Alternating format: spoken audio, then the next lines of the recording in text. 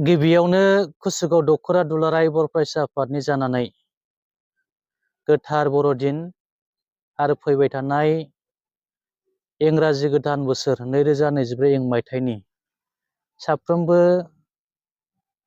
बर' रायजो राजा बिथांमोननिसिम कुसुगाव दख'रा दुलाराय बर' फरायसा आफादनि जानानै गाहाम हामलायनायखौ जासिहरदों।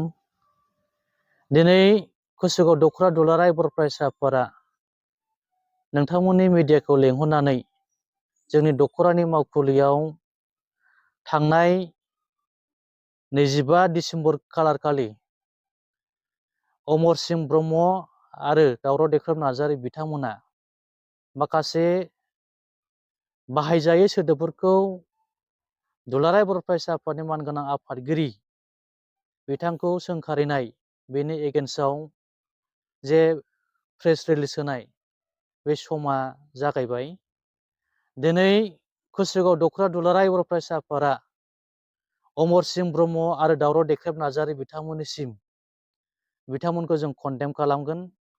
बर' हारिनि सासे दैदेनगिरि, जाय बर' हारिनिनो मोनसे जाथियता आफाद, जाय माहारि आफाद एबसुनि जे आफादगिरि दिफोन बर' बिथांखौ सोंखारिनो मोन्थाय बिथांमोननो सोर होदों? बर' हारियाव अमरसिं ब्रह्म आरो दावराव देख्रेब नार्जारिखौ सिनायै सोर दं? बिथांमोना थामथि खोलोबनि जे बड'लेण्ड मुभमेन्ट जे आन्दालन, दुलाराय बर' फरायसा आफादनि एनडिएफबिनि आरो बर' रायजो राजानि आन्दालन, बिथांमोना जे आन्दालन समाव बर' हारिनो मा कन्ट्रिबिउसन लाबोना होफैनो हादों बिथांमोना जोंनो देखायना होनांगौ। आरो बिथांमोनाव जों गेदेर सोंलु सोंगोन जे नब कुमार सरनियानो जे एसटि सार्टिफिकेट होनानै बर'नि जे क'क्राझार फार्स्ट नाम्बार जे क'क्राझार लकसभा बियाबाव एमपि दैथाय हरजेननाया सोरमोन? नब कुमार सरनियाखौ एमपि टिकेटनिफ्राय बोखारनो हाबाय।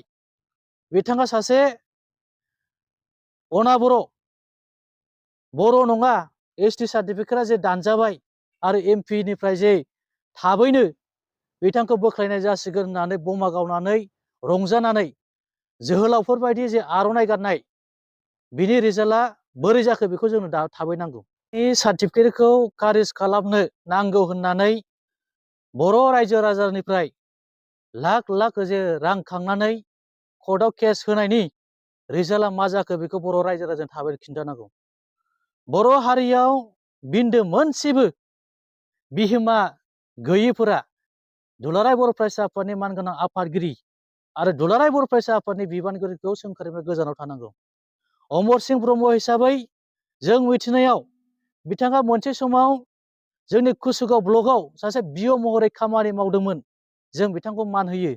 नाथायबा जे बिथाङा समाजाव गावखौनो सासे दैदेनगिरि, समाजनि सासे बिबानगिरि होननानै जे जाहिर खालामनो नागिरनाय, जों बेखौ बिथांनि जे माखासे सोमोन्दैफोर जों मिथिगैया।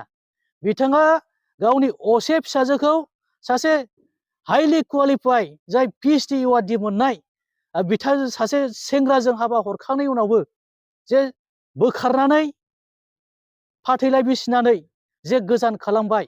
आरो बर' हारि हिसाबै बिथांनि सोमोन्दै मिथियै रावबो गैया। बिथाङा गावनि जे न'खरनि थासारिखौनो मोजां खालामना लानो हायाखैब्ला बर' हारिनि जे समाजखान्थिखौ मा मोजां खालामनो आरो बिथांनि सायाव जोंहा मा भरसा दङ? जों दुलाराय बर' फरायसा आफादखौ खावलायगोन आरो बिथांमोनसिम आपिल खालामगोन जे दुलाराय बर' फरायसा आफादनि दैदेनगिरि आरो बर' हारिनि जे दैदेनगिरिफोरनि सायाव जे गाज्रि जे रावै सोंखारिनाय बेखौ ज्राब गारनांगौ। गोजोन्थों। एसेनोसै।